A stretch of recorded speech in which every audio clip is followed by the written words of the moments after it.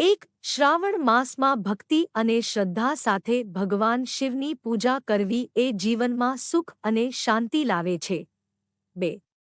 શ્રાવણનો મેઘધનુષ્ય આકાશમાં પ્રસરે ત્યાંથી પ્રકૃતિની સુંદરતા અને પવિત્રતા ઉજવાય છે.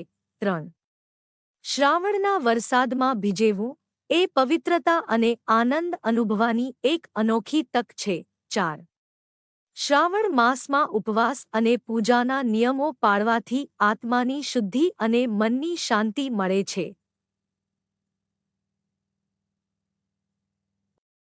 5. શ્રાવણ માસમાં ભગવાન શિવને બિલ્લીપત્ર ચડાવવાથી બધા દુઃખ અને વ્યાધિઓ દૂર થાય છે. 6. શ્રાવણના પવિત્ર મહિનામાં પ્રકૃતિની સુંદરતા આપણને શાંત અને હૃદયમાં આનંદ અનુભવે છે. 7. શ્રાવણ માસમાં ભક્તિપૂર્વક શિવલિંગની પૂજા કરવાથી જીવનમાં દરેક ઈચ્છાઓ પૂર્ણ થાય છે. 8. શ્રાવણના મેઘલુડું આકાશમાં પ્રસરે એ જીવનમાં નવી આશાઓ અને આનંદના રંગો ભરવા છે. 9. શ્રાવણ માસમાં પવિત્ર ગંગાજીનું જળ પીને જીવનમાં પવિત્રતા અને આરોગ્ય પ્રાપ્ત થાય છે.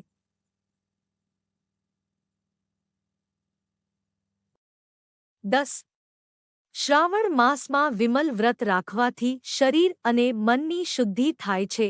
11. શ્રાવણ માસમાં શિવ ચાલી પઠન કરવાનો લાભ પ્રભુ શિવની કૃપા પ્રાપ્ત કરવા માટે છે.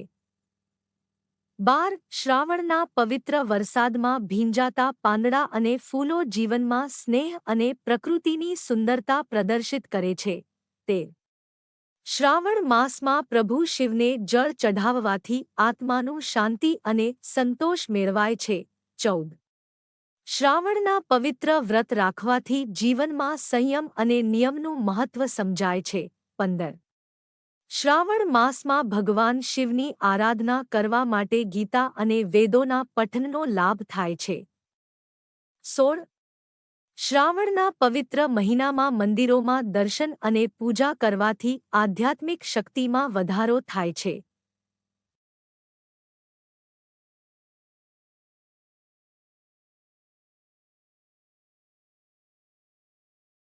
17. શ્રાવણ માસમાં ભક્તિપૂર્વક મહાદેવને અભિષેક કરવાથી સૌભાગ્ય અને સુખ પ્રાપ્તિ થાય છે. 18. શ્રાવણ માસમાં ઉપવાસ અને પૂજાના નિયમો પાળવાથી જીવનમાં સાધના અને સાધુત્વની પ્રભાવિત થાય છે. 19. શ્રાવણ માસમાં શિવનો જપ અને તપ કરવા માટે સમય સૌથી ઉત્તમ માનવામાં આવે છે. 20.